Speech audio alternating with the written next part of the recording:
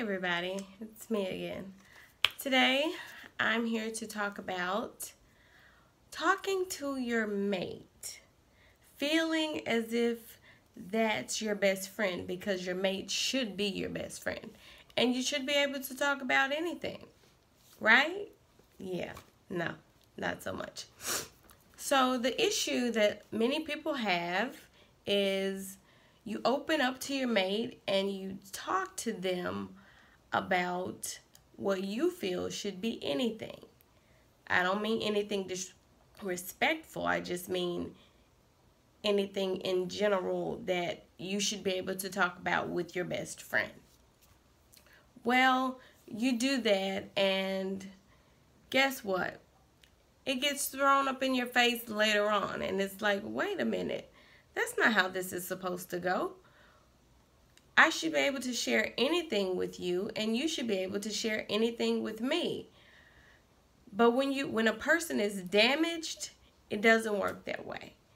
Because for some reason, they hold on to it, it festers, and the minute they get mad, they throw it up in your face. Now, you could have mentioned something that happened 10 years ago, 5 years ago, completely before them, but it will be thrown up in your face. And that is the most childish thing I feel in a relationship that could be done. One of them that could be done.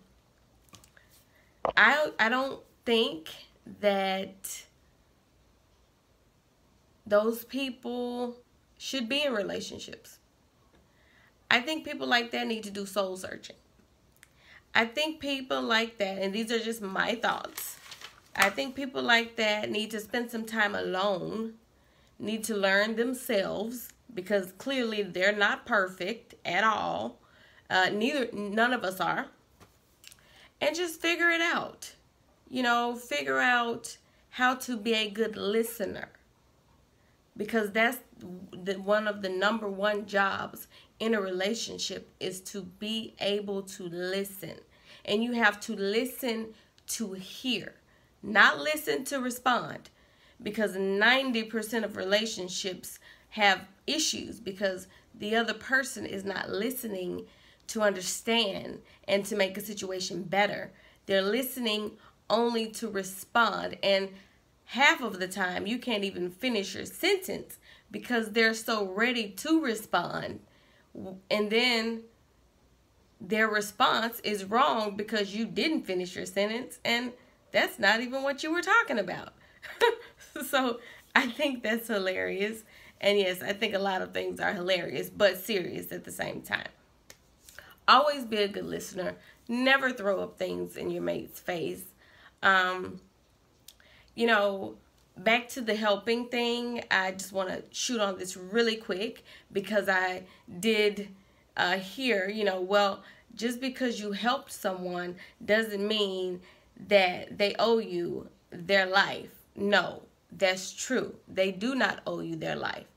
But when you look at a situation as if there was a man on the street, he was homeless, he didn't have any place to stay, of course, he didn't have any clothes, he was starving, he didn't have anything but a blanket, and you saw that man. You gave him money, you gave him food.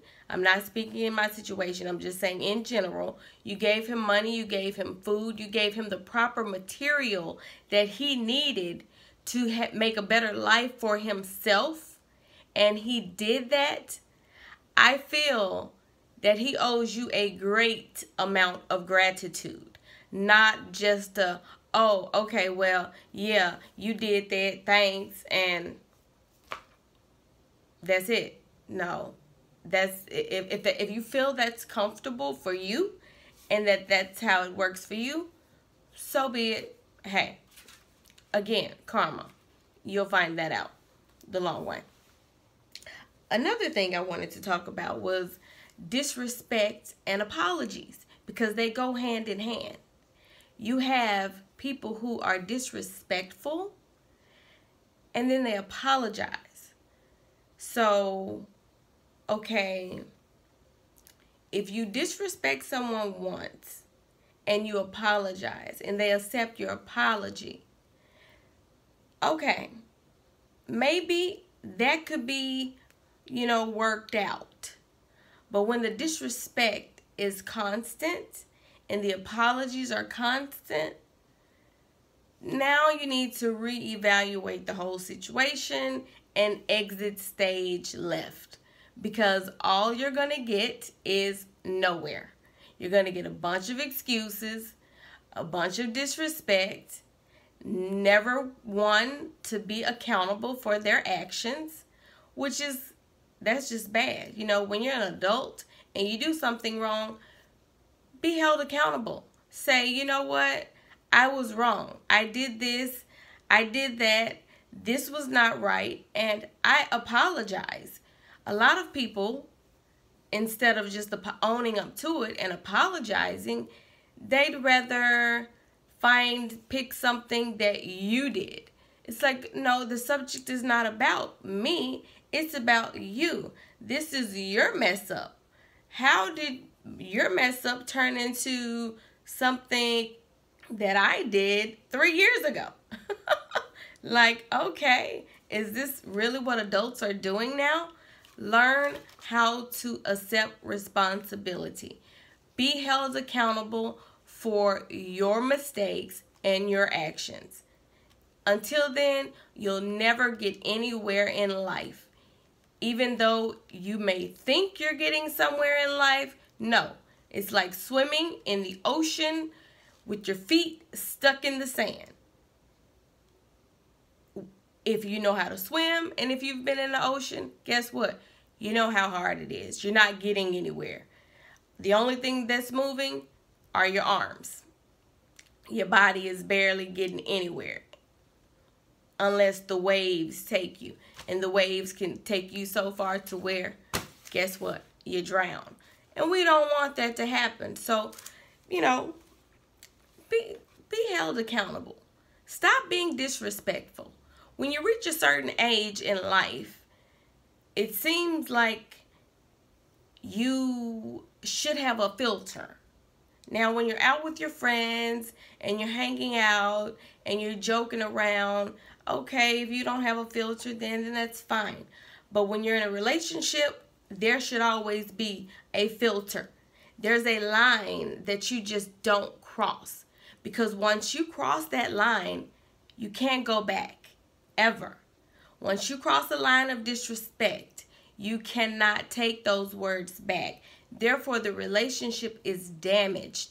No matter how long you decide to stay in the relationship, those words are planted. They're there.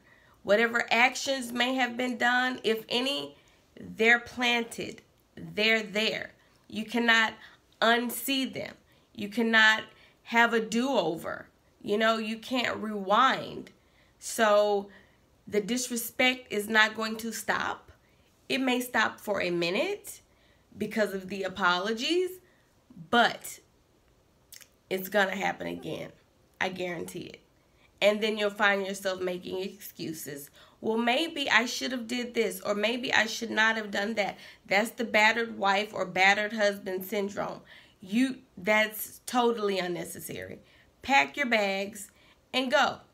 There is always something better on the other side. That saying, the grass looks greener on the other side. No, it's not always true. And most of the time, it's not true. But when it is true, is when it's your grass. When you decide to leave and go get your own grass, and you take care of that grass by yourself, you plant that grass, you water that grass, you take care of, you nurture your yard, you don't need help doing that. You can do that yourself. And when you do that yourself, you'll have peace, positivity, and the most beautiful lawn on the block. Thanks.